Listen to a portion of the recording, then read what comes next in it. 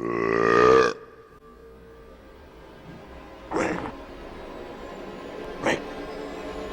you challenging me? Is Scooby-Doo 2002 darker than you think?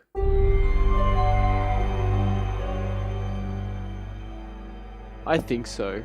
Don't get me wrong, Scooby-Doo 2002 is my favourite movie of all time. But there's something definitely dark, hideous, creepy, sinister, disturbing lurking around Scooby-Doo 2002. There's something that's not right. Every time I watch it, I laugh my ass off, but deep down, I can sense this feeling of dread. So to start off my research, I went to the go-to website, IMDb, and to my horror, the first thing I read was this. This film was originally set to have a much darker tone, essentially poking fun at the original series, and was set for a PG-13 rating. Shaggy was set to be a stoner, Velma and Daphne had a side relationship, and there were many marijuana references. But Sarah Michelle Gellar said, after the cast had signed on, there was a change and the film became more family friendly.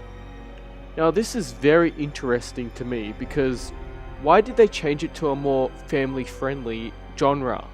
It's gotta make you wonder. Don't worry guys, I'm going to just state all the facts at the start and then, using my brain, I will put the words all together and work out the answer. As I scrolled down IMDb, I approached some more unsettling trivia. This one says, originally Matthew Lillard, he's the actor who plays Shaggy, he would scream for a very long time to make his voice all hoarse to do a perfect Shaggy imitation. It didn't work out, so he began trying to imitate the voice he did when his voice was all tired out from all the screaming. Now this frightens me just a tad little bit. You might be saying, wait, he's just doing it so he can get into the Shaggy character, but I disagree. Matthew Lillard has perfected the Shaggy voice. He wouldn't need to scream. Maybe he's screaming about something else. Maybe there's something scary, something that's haunting him on the set of the film.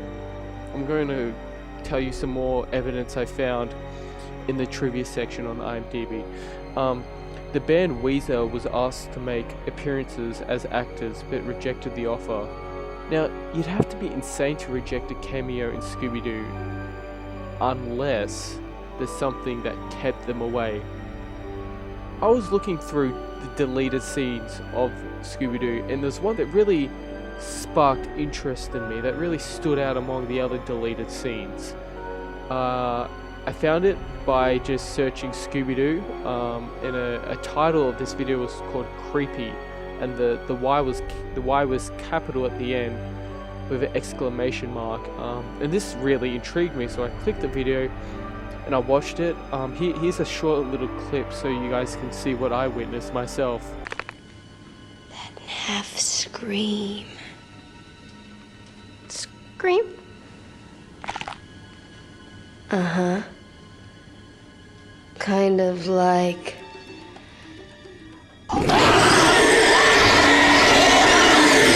Now this isn't funny. For a family film that's targeted at young children, this would make them scream out of the theater. Obviously they had to delete this scene, but why would they put it in the deleted scene section on the Blu-ray collection when they know that they know that kids are going to watch this? It does make you wonder what actually happened on this set. Well, anyway, I was looking more into this, and I wanted to see if anyone else is creeped out or think there's something more to it. And I found a guy on Craigslist. His name was SpookyMan23. He said he was an expert in the witchcraft, spooky haunted mansions. He said he saw Bigfoot. He can talk to ghosts. I believed him. I mean, who would lie on the internet? So I added him on Skype. He actually wanted to meet me at my house. He kept insisting for my address, home address, but I didn't tell him. It's kind of weird. But anyway, here's the interview with him, and what he has to say is very startling.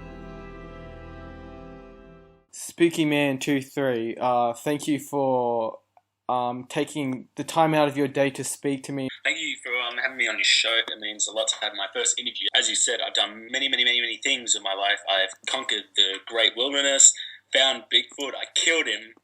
Look, there was that one sighting. Have you ever wondered who was behind the camera? Who was the one who took the photo? It was me. What's your real name, may I ask? My real name, Professor Anus, or as it's pronounced in French, Anus. Please tell us your theory of Scooby-Doo and why it is darker than what it seems to be. Shaggy isn't in real world.